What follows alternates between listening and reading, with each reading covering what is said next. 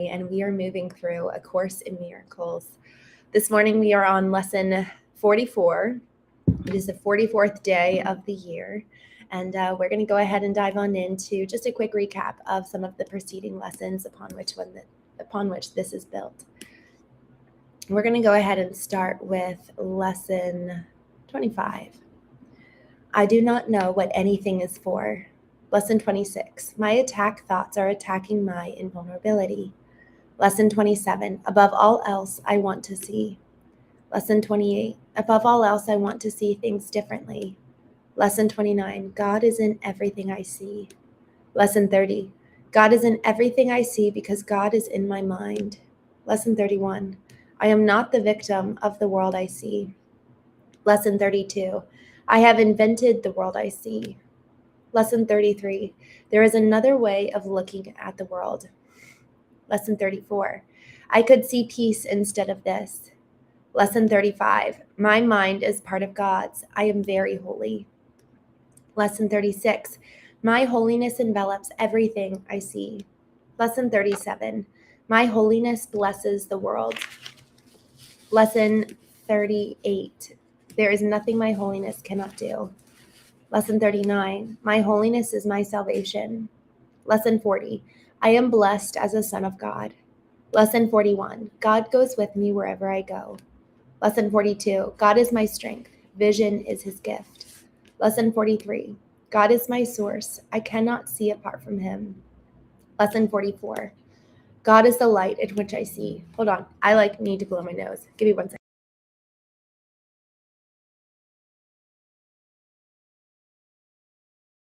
Sorry, I've been sick the last couple of days. All right, lesson 44, God is the light in which I see. Today we are continuing the idea for yesterday, adding another dimension to it. You cannot see in darkness and you cannot make light. You can make darkness and then think you see it, but light reflects life and is therefore an aspect of creation. Creation and darkness cannot coexist, but light and life must go together, being but different aspects of creation. Beautiful. Wow. In order to see, you must recognize that light is within, not without. You do not see outside yourself, nor is the equipment for seeing outside you. An essential part of this equipment is the light that makes seeing possible. It is with you always, making vision possible in every circumstance. Today we are going to attempt to reach that light. For this purpose, we will use a form of exercise which has been suggested before and which we will utilize increasingly. It is a particularly difficult form for the undisciplined mind and represents a major goal of mind training. It requires precisely what the untrained mind lacks. Yet this training must be accomplished if you are going to see. Have at least 3 practice periods today, each lasting 3 to 5 minutes. A longer time is recommended, but if you find the time slipping away with little or no sense of strain, the form of practice we will use today is the most natural and easy one in the world for the trained mind, just as it seems to be the most unnatural and difficult for the untrained mind. Your mind is no longer wholly untrained. You are quite ready to learn the form of exercise we will use today, but you may find that you will encounter strong resistance. The reason is very simple. While you practice in this way, you leave behind everything that you now believe and all the thoughts that you have made up. Properly speaking, this is the release from hell. Yet perceived through the ego's eyes, it is the loss of identity and a descent into hell.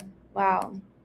If you can stand aside from the ego by ever so little, you will have no difficulty in recognizing that its opposition and its fears are meaningless. You might find it helpful to remind yourself from time to time that to reach light is to escape from darkness. Whatever you may believe to the contrary, God is the light in which you see. You are attempting to reach him. Begin the practice period by repeating today's idea with your eyes open and close them slowly, repeating the idea several times more. Then try to sink into your mind, letting every kind of interference and intrusion by quietly sinking past them. Letting go of every kind of interference and intrusion by quietly sinking past them. Your mind cannot be stopped in this unless you choose to stop it. It is merely taking its natural course. Try to observe your passing thoughts without involvement and slip quietly by them. While no particular approach is advocated for this form of exercise, what is needful is a sense of the importance of what you're doing. It's inestimable value to you and an awareness that you are attempting something very holy. Salvation is your happiest accomplishment. It is also the only one that has any meaning, because it is the only one that has any real use to you at all. If resistance rises in any form, pause long enough to repeat today's idea, keeping your eyes closed unless you are aware of fear. In that case, you will probably find it more reassuring to open your eyes briefly. Try, however, to return to the exercise with eyes closed as soon as possible. If you are doing the exercises correctly, you should experience some sense of relaxation and even a feeling that you are approaching, if not actually entering, into light. Try to think of light, formless and without limit, as you pass by the thoughts of this world. And do not forget that they cannot hold you to the world unless you give them the power to do so. Throughout the day, repeat the idea often, with eyes open or closed, as seems better to you at the time. But do not forget, above all, be determined not to forget today. Wow. Well, good morning. Benjamin, I'm glad to see you. Sony, good morning. Madet, Mr. Zeno, Jay, Franklin, just scrolling up to the top side. Good morning. Come accordingly. I'm so glad you guys are here. Rayon, good to see you. Random user. Tito, thank you. Thank you for joining. Rayon, I am reading, and random user, I am reading A Course in Miracles.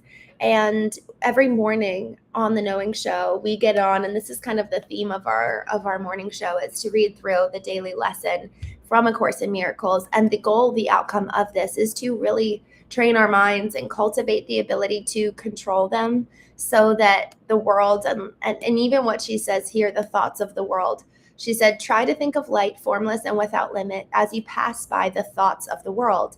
And do not forget that they cannot hold you to the world unless you give them power to do so. So the goal is really to control our minds and to really learn how to engage with the world in a way that, frankly, we are free from it and it doesn't have that power over us. James, good morning. I'm happy to see you here. Thanks for coming on. Karthik, good morning. Seven, Manoush. Ray, good morning. Karthik, I am from Washington, D.C. I grew up in Gaithersburg, Maryland. I don't know if you all know where that is. James, thank you. Divya, no, I am not an influencer. Chris Adams, hate is a paradox. To hate the world is to love it enough to enact some form of change. Ooh, that's good. Christ demonstrated that on the cross. That's so interesting. What a good perspective. It's not that we just completely don't care. It's that actually we care enough and then we take action accordingly. That's so good. Roland Smith, good morning. Howdy doodle. Y'all, I want to go back to a section in this that really stood out to me as I was reading. This is really, really, really important. When we're talking about why are we trying to do this, the goal is to experience God. The goal is to experience the ultimate form of truth, the ultimate form of light and life. And there's a couple of things. One of the elements that she talked about kind of right away was that creation and darkness cannot coexist. So if we want to be able to get to the point of creation where we're really creating from that authentic place, where frankly we're mirroring the ultimate creator and we're creating in return, we need to be able to get rid of the darkness and be existing in light. And when I say that, what is darkness? I think so much of darkness is, yesterday we talked about perception versus knowledge. And perception is like our understanding, us looking at the world through our own limited experience, through our own bias, rather than the capital T truth. Like, what does God say? And, it's really interesting because when we are able to see the world through God's eyes, not out of religion, but out of a relationship where we are looking at the world through the eyes of love, everything changes. Everything becomes so much brighter. Somebody asked me last night, why do I value joy? We were talking about personal brands. In the morning, we talk about ACIM, and then in the evenings, we talk just kind of in general, addressing any number of the intelligences, emotional intelligence, intellectual intelligence, physical intelligence. And so what we were talking about last night is, to that point, it's okay, well, how do I allow for me to really be able to get to that next level in my growth and in my creation, and be able to know, like, why am I here? What's my mission? And so if we want to really be able to understand our mission and why we're here, we need to effectively allow for the letting go of what otherwise would tether us here in this moment, which is fear. Like, fear keeps us tethered to the past. It projects the past onto the future.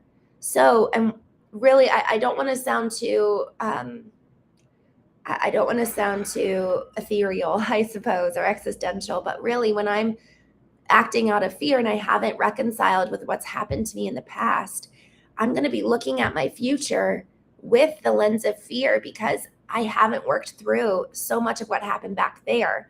And so I guess you could say, expecting that those bad things that happened back there are going to happen again in the future. But when we reconcile the past, when we move out of this place of darkness and into a place where it's like, God, you give me your lenses. I want to know what you think. Then we're really able to experience something new and dream something new, and be able to encounter people in a way based not on who they were back then and who I was back then, but who they're evolving and continuously becoming through creation and through the process of putting on the lens of God. I'm just jumping back here in the chat. Sender V. It's not a cult. It's a tribe or community. That's so funny. Great one. Good morning. Anthony, King of Kings.